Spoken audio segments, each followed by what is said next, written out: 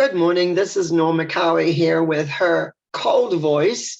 Some of you have sent me emails, texts, and through Facebook saying I was hoping I was feeling better.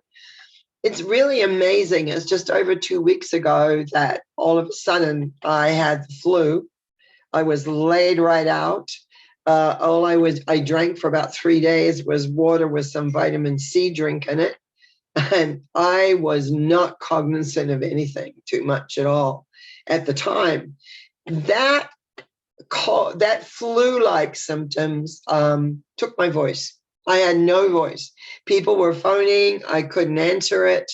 And then what happened, that kind of dissipated and I got this head cold, which you can still hear the resonance of that. My nose got plugged up overnight in particular. So it's a little more than I wanted. But, one of the things when you're not feeling well, there comes a point when all of a sudden you realize that's enough. I'm done with this. And that's what's happened to me this week. So I decided time to get back on the horse. And whether I've got a voice that's not going to hold up, whether I'm talking through my nose, which is what it sounds like, I'm going to start because it's really important because I keep getting emails and notes saying, we're missing you. And I appreciate that. So thank you for missing me. Thank you for your thoughts and being there. And I know every day I'm going to get stronger and I'm back taking appointments, not many, one at a time, but to get back on, as I said, the saddle, get back into the routine and to do what I enjoy doing. And it gives me impetus in my life to figure out, well, what am I going to talk about this time? So I was thinking, like, what am I going to talk about today after having 2 whole weeks, basically just over 2 weeks of nothing, not being able to talk was horrendous. I have never, ever lost my voice. I have a very strong voice. I have a voice that, can carry. I've been places and people said, oh, I've heard your laugh, or I've heard you, I knew you were here somewhere. But anyway, so today with my sort of won't be probably talking over long, but what I wanted to do is remind people that as we're coming into spring, to look for the spring flowers, the bushes I find that are coming, the colors that are coming. I did take a couple of pictures and put them on Facebook of different shrubbery that was beginning to show signs of life. I don't have any flowers yet in my garden. It's a bit early. I usually wait till May, around Mother's Day, I find I put my flowers out. Now, the thing is, one of the things that I was thinking when I wasn't feeling very well, and you have all sorts, when you get older, little different thoughts of like, okay, what's this a precursor of? Where are we heading here? But one of the elements, there were 2 things that came up a lot. One of them was there's still a lot of discussion going on about mandating and things like that. And and also looking at some of the news, not mainstream news, but other news, quite a lot of change has been happening in the 2 weeks that I kind of was out of it. But the key here for me, as always, is we must remember that no matter what, at the core of everything is this beautiful, loving energy that is there to support us, to love us through whatever it is that is created. I find that a lot of people have different perceptions of what they've learned or what they understand. But sometimes I find that they miss this quality that this love force is part of who we are. It's not something that we only do when we say pray or meditate or whatever. It is a consistency of allowing it in us so that we can feel it, so that we know that that resource is there. So we know that no matter what, that energy works for us as much as it possibly can. And that's one of the things that people sometimes forget, is that how much do we allow? There are times when I talk to clients that they have so much worry on their minds And I try to explain to them is that the more you have a knowingness of what you are wanting, what you're wanting to create, the more you know, the more likely it is to occur. But when you have 10,000 little thoughts running around up here, this, that, what if this, maybe this, perhaps that, what happens, it all gets diffused. And if I want you to think, if you are, it's like a computer, really, in a way, but it's like if you had all these conflicting things coming in, how would you know what a person wants? Sometimes in my consultations, I have to sort through all sorts of fear factor in order to dig out what it is, that gem that a person wants in their lives. What is it they're wanting to create? What are they wanting to be?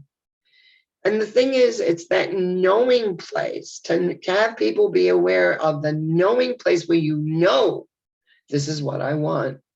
And all the other worry, all the other busy pieces disappear. Then the universe, whatever you want to call it, that love force, is clear about what you want and can begin to work for you. And it's an unfortunate thing that I have discovered over the years is that sometimes no matter how much a person believes, they can't let go of all the extraneous things. It's very simple, very, very simple. There is a loving force in this universe that loves you without measure. Your job is for you to forgive yourself for anything imagined or real that blocks that force from working for you. Your job is to be clear as to what you want. Your job is to know that whatever it is that you want, if it can be given, it will be given. Sometimes there are other circumstances of which we have no accord of, no awareness of. So how can it can't necessarily be created right away.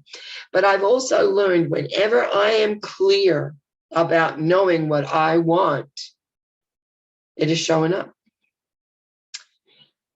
There have been times when I wasn't sure, and miracles have happened to show me the path. And that means listening to life, listening to opportunity, listening to what is being brought to you and not rejecting just, no. Sometimes by saying yes to something that seems quite bizarre or different, everything opens up. That has been my life many a time. My life wasn't always easy, but I learned as I grew in understanding and having faith in what I was experiencing, having faith in humanity.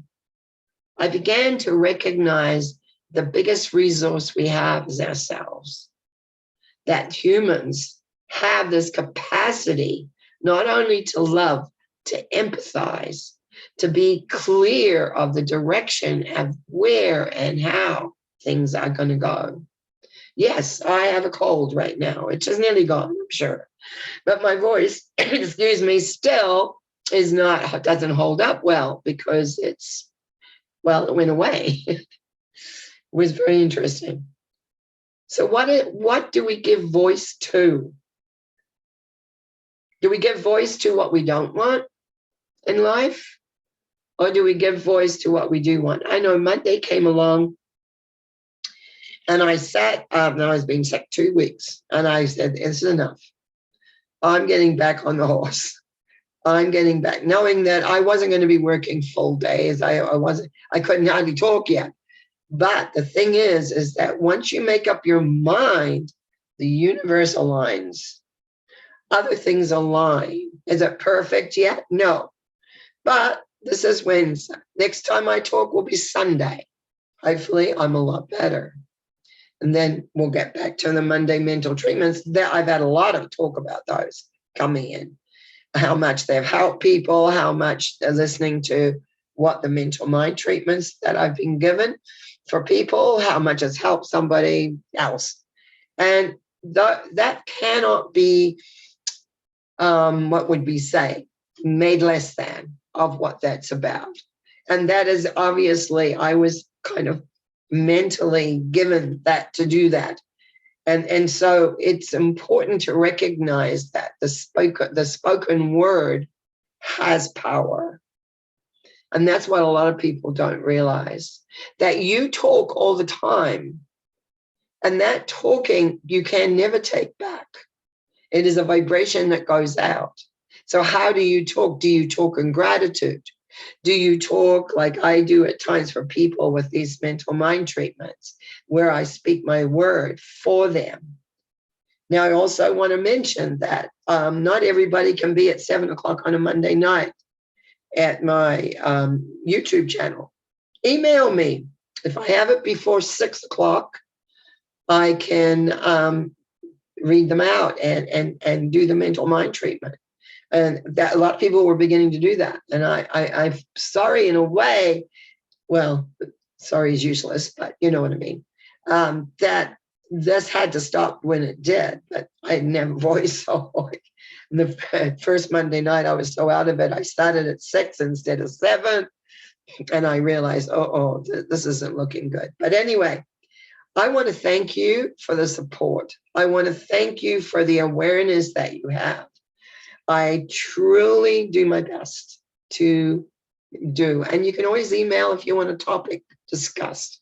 I know as I look back in the last couple of years when I've been doing these weekly, before I added the Sunday thought, is that often the thought will come from me to talk about a certain thing.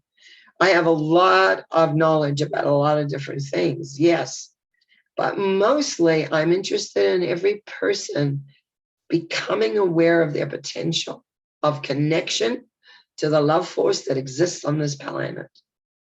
And I think that's what all my life has been about, is to get to this point where I can say, remember that you are loved beyond measure. You cannot measure the amount that you're loved. And that life itself, whatever you want to call that universal love force, is doing the best it possibly can to bring to you what you want. But you've got to get on board. You can't be thinking, I can't do that, or this can't happen, because all that does is negate it. So today, in the beginning of this week, I really want you to get your mindset to be open to possibility, to be open to miracles that can happen to you, for you, and around you, because that's what this universal energy does. It creates miracles. And even when you get a cold and lose your voice, it is still giving you something that you're needing.